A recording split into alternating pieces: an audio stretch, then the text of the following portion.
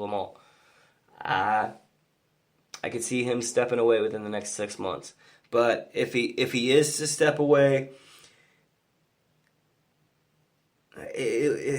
I don't know. If he is to step away, at least he got to ride off into the sunset, and he deserved this last little push with the U.S. Championship. If Owens is the one to beat him at WrestleMania, then so be it. Maybe that's a passing of the torch, if you will, from Chris Jericho to Kevin Owens. Mutual respect, maybe? I'm not sure. But, yeah. That's where we're left with Jericho. He kind of got his ass beat, him and Sami Zayn. Because motherfucking KO and Samoa Joe look fucking dominant. Like, they look just fucking mean. And that's what they're trying to portray, is just fucking mean. Alright, so my dog's out there barking. I apologize for the background noise. He knows I'm trying to podcast, and yet he continues to bark and be an asshole.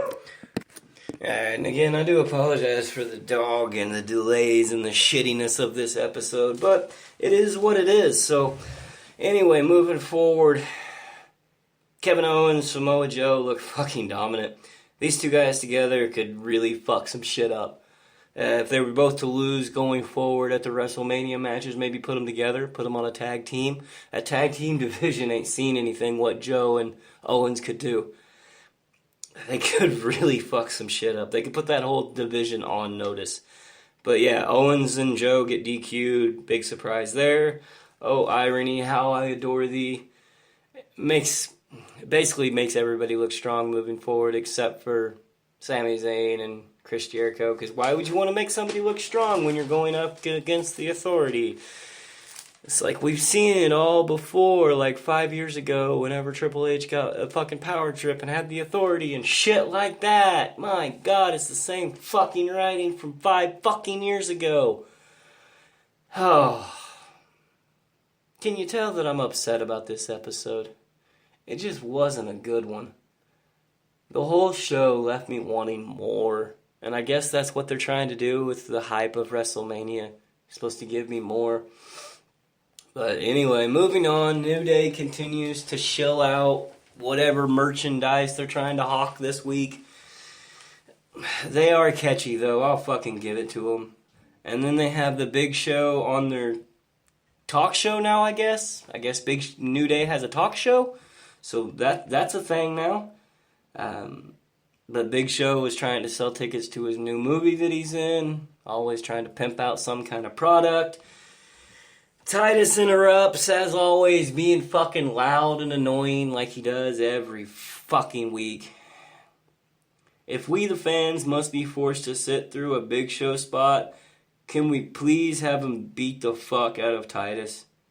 It would be the first time that I ever laughed or even enjoyed a Titus spot.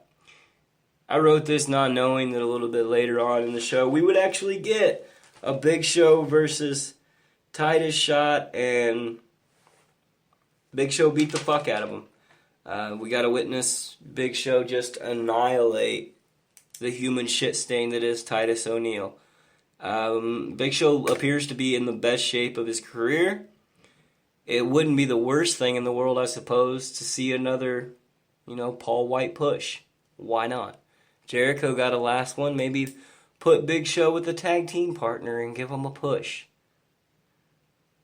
Anything to do with the beating of Titus O'Neil, I'm okay with. If it's at Titus's expense, then I'm good with it. Anything to bury that repellent of charisma that is Titus. I mean, it was a decent little spot. I don't know. Next up, we have the tag team division. And it's in shambles. It's in shambles in every fucking division.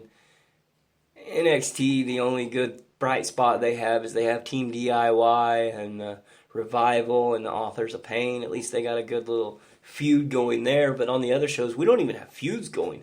We don't even know who the faces or who the heels are. We don't even know their personalities. Other than New Day and that annoying motherfucker Enzo, we don't know anything about any competitors in the tag team division. So we had Enzo and Cass versus Cesaro and Sheamus. I guess Enzo's selling his own cups now. Fucking New Day wannabes. It was a number one contender match for the Raw Tag Team Division, and the winner takes on Gallows and Anderson. What I have written here, Spot Fest, nothing of a match that was ruined or actually made better by a run-in of Gallows and Anderson setting up a triple threat at WrestleMania. Or what I personally want, scrap the whole fucking idea and make it singles competition, or actually tag team competition, but make it New Day versus the Bullet Club. Finn Balor's going to be looking for something to do. But no, that's not what they fucking did. We all knew it was going to happen. But Foley made the match official at WrestleMania. It's going to be a triple threat. Gallows and Anderson going to be taking on Enzo and Cass versus Sheamus and Cesaro, all at WrestleMania. Who gives a fuck? Because I sure as fuck don't. Speaking of things that I just don't give two flying fucks about, there is nothing that you can do that will make me a Roman Reigns supporter. There's no matter how much you try to push him, you'll never get me excited about Roman Reigns. And that even covers this horseshit match with The Undertaker at WrestleMania. And I don't even know why this match was out there to begin with. I don't even remember who the fuck he took on. All I have here is Reigns wins the match, and no one cared. He called out The Undertaker. I kind of got excited for a little while. HBK's music hit, and he came strutting his stuff down the aisle, and I got on here, holy shit, HBK, holy shit, motherfucking Shawn Michaels. This show just got better, and then I remembered that he was not the greatest on the mic, and they wanted him to talk, and they wanted him to get hyped and, really bring up the match and what it takes to be against The Undertaker. And when you have somebody as shitty on the mic as Shawn Michaels and a just big old mountain of suck that is Roman Reigns, those two combined does not make a good, segment. Michaels got his point across, I guess. Reigns ain't ready for The Undertaker and what it takes to face him at WrestleMania. It's a shame when even Shawn Michaels can't get the hype and the support behind Roman Reigns. But are we seeing it now? Are we seeing the full heel turn by Roman Reigns? Do I even care? No, I don't. Because fuck him and fuck off. And thank you to Braun Strowman for running in at the end. The crowd really appreciated it. We let you know that we appreciated it by our thank you Strowman chant, or thank you Braun, whatever it was, after he attacked Roman Reigns. Universe knows what's up. We know who to get behind. Right after that, we were left with a more stupid Steph and Foley segments that meant nothing. But moving on. Alright, I gotta get something off my chest. And it has to do with the Mick Foley and Stephanie McMahon segments and how many commercial breaks and everything like that we get. You throw that segment in, mixed in with all the replays from last week and all of the previews for WrestleMania, we maybe get like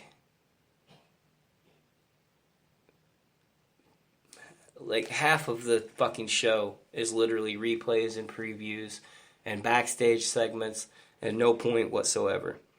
You got to take out 40% for commercials, so then we're left with fucking 10 goddamn minutes of actual in-ring ability showcased. About I would say less than 20 minutes of a 3-hour show dedicated to sports entertainment is actually sports entertainment. I mean, it makes no sense to me. All the fucking time wasted that you're using to promote WrestleMania or the network or your sponsors or Roman Reigns or whatever it is, it just makes no sense. And I can't get behind it. Right after that, it was more cruiserweights entering for a short time. The Raw debut, WWE Raw debut of the in-ring ability of Austin Aries versus Arya Daivari. It was a typical face versus heel match. Cruiserweight booking, so you knew it was going to be too short and they weren't going to be able to get all their spots in, and it was going to kind of be a botchamania. But what do you expect when you have shit for brain riders? They deserve more. We all deserve more. As fans, we deserve a lot more.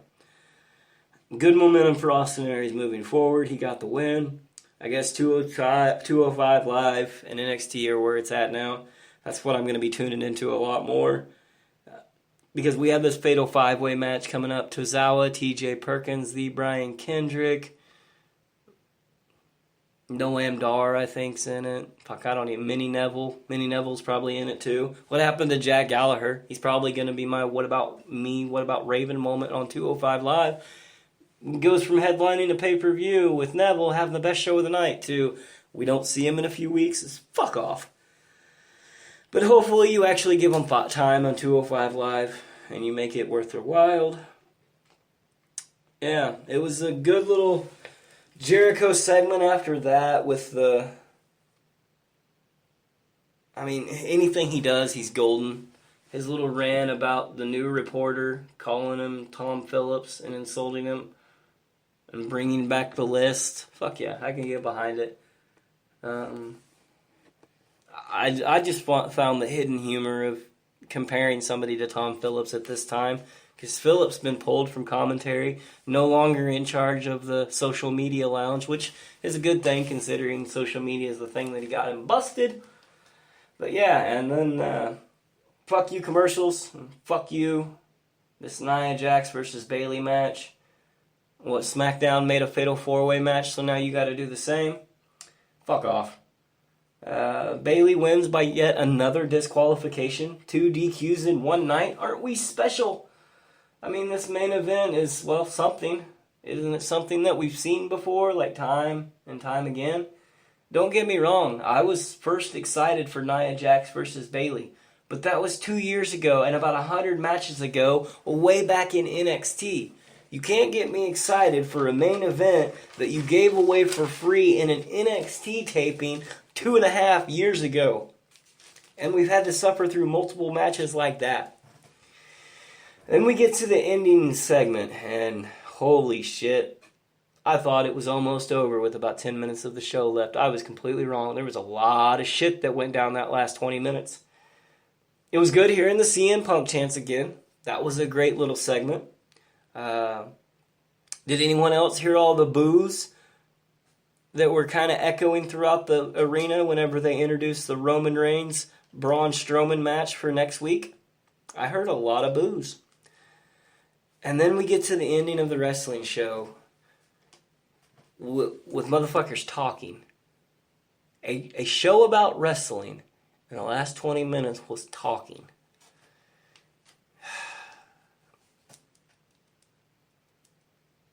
Oh, man, I don't know where to go with this. It was about the superstar getting fired, and it was fucking Stephanie McMahon. M. Night Shyamalan would have been fucking proud. That was quite the twist. I just don't understand why. We know Foley's leaving eventually to get his hip replaced. Triple H pointed it out a bunch. But it was good to get to see Triple H and Foley back in a little feud.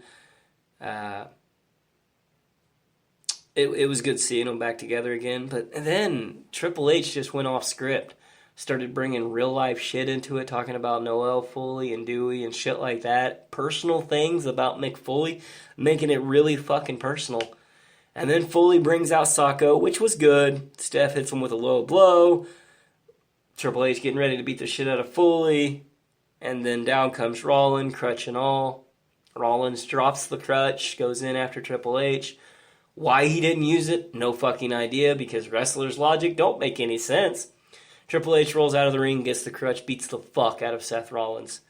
And yeah, of course Triple H looks strong after a show moving into WrestleMania. Of course he fucking does.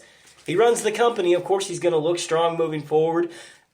He's going to continue to look strong while crushing any potential you have for future superstars. Because your company is fucked with him at the helm. Overall feel of the show is why. Why, and I've probably seen this before. I really think I've seen this before.